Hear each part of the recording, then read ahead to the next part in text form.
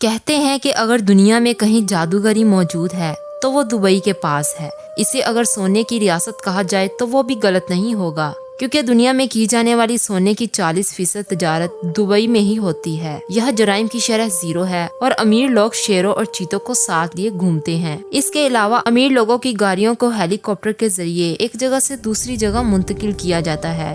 اور اگر آپ دبئی کی چلچلاتی دھوپ سے تنگ آ جائیں تو شاپنگ مالز میں جا کر مصنوعی سنو فالنگ سے اپنا دل بھی بہلا سکتے ہیں۔ یہاں پیزا بھی مہنگی ترین سپورٹس گاڑیوں میں ڈیلیور کیا جاتا ہے اور پیٹرول پانی سے بھی سستا ہے۔ مگر ناظرین، سبھی جانتے ہیں کہ 25 سال پہلے کا دبئی صرف ایک صحرا تھا۔ یہ وہ وقت تھا جب کراچی شہر دبئی سے 1000 گنا ترقی یافتہ تھا اور ہاسپٹلز، اسکولز اور بہترین سہولیات میسر تھیں۔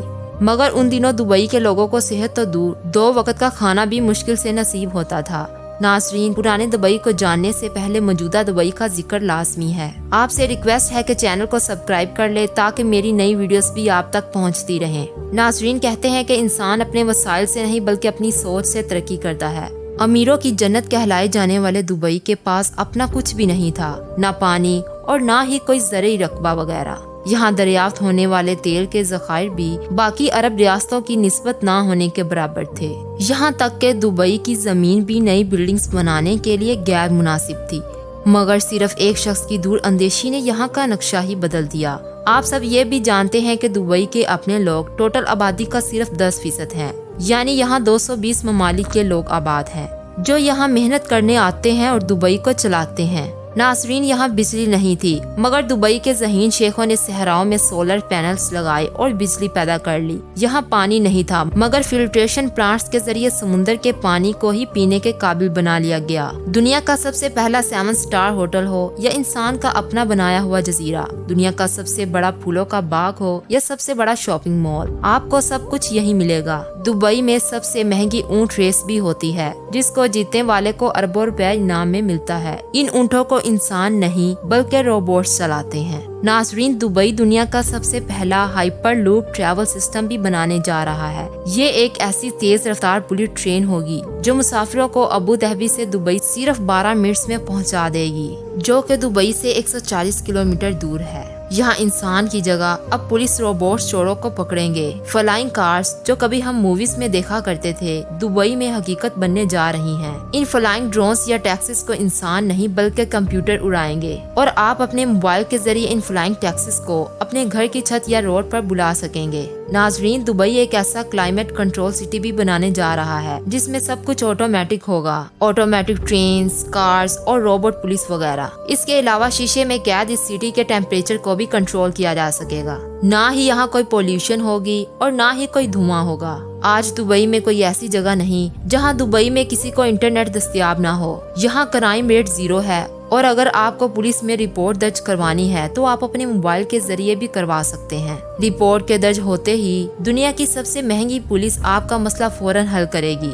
دبئی میں ترقی کا یہ عالم ہے کہ دنیا کی 25% کرینز جو اونچی بلڈنگز کو تعمیر کرنے کے لیے استعمال ہوتی ہیں، یہاں ہر وقت موجود رہتی ہیں۔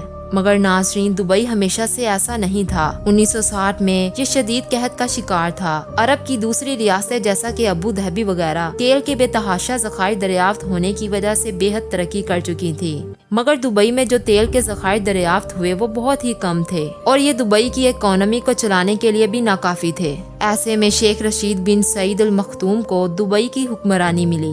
شیخ صاحب ایک دور اندیش لیڈر تھے۔ انہوں نے فوراً ہوا کا رخ بانپ لیا۔ انہیں اندازہ ہو گیا کہ اگر ترقی کرنی ہے تو تیل پر انحصار سے کچھ بھی نہیں ہوگا۔ شیخ صاحب نے پلان بنایا کہ دبئی کو ایسا بنا کر دنیا کے سامنے پیش کیا جائے گا کہ لوگ دنیا بھر سے اپنا پیسہ اور کاروبار یہاں لے آئیں گے، جس سے آٹومیٹکلی ترقی کا عمل شروع ہو جائے گا۔ اسی لیے شیخ صاحب نے برٹش گورنمنٹ سے بھاری قرضے لیے، جس سے دبئی میں روڈز، ہاسپٹلز، پارکس اور ٹرانسپورٹیشن کو ڈیولپ کیا گیا۔ اور سب سے امپورٹنٹ کام، دبئی کی بندرگاہ یعنی جبل علی کو تعمیر کیا گیا، کیونکہ زیادہ تر تجارت اسی بندرگاہ سے ہونا تھی۔ یہ سب تعمیر کرنے کے لیے انڈیا، پاکستان اور بنگلہ دیش سے سستی ترین لیبر منگوائی گئی، کیونکہ دبئی کے گرم موسم میں صرف یہ لوگ ہی کام کر سکتے تھے۔ اس کے ساتھ شیخ صاحب نے دبئی کو ٹیکس فری زون بھی بنا دیا۔ یہ وہ سب خصوصیات تھی جو کسی بھی بزنس کو اٹریکٹ کرنے کے لیے کافی ہوتی ہیں۔ اسی لیے دنیا بھر سے لوگ کاروبار اور سیاحت کے لیے دبئی منتقل ہونے لگے اور یہ سلسلہ آج بھی جاری ہے۔ नासरीन, कुछ साल में दुनिया में तेल का इस्तेमाल वैसे ही खत्म हो जाएगा। इनफैक्ट अभी से ऐसी मशीनें और गाड़ियां तैयार होने लगी हैं जो बिजली से चलती हैं। ऐसी सूरत हाल में दूसरी अरब रियासतें तरक्की करें या ना करें, दुबई जरूर करेगा, क्योंकि इसकी मैशियत का इन्हसार ऑयल की बजाय सियाहत, बिजनेस और तिजारत पर है, और दुबई को इस वक्त दुनिया का बिजनेस कैपिटल भी माना जाता है।